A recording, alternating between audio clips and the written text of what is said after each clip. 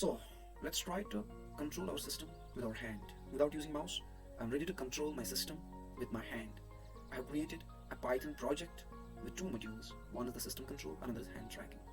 There are two boxes. There are two rectangular boxes I can see. One rectangular box is green, which is actually for the hand tracking.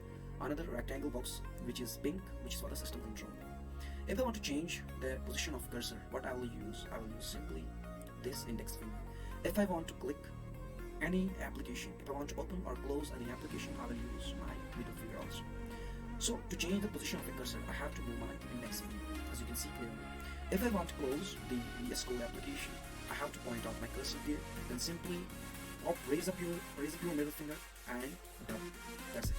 If I want to open for example, if I want to open here Git repo, what I need to do, up my middle finger, then go. So red becomes blue. That's the simple thing. If I want to close this window, what I need to do, done. That's it. You can save down. Okay, let me open, for example, I'll open here music file. Click on it. I can play the music. Close the music. I can go up. I can simply open. That's a simple project. To control your system with your hand, it's called a pure virtual mouse system.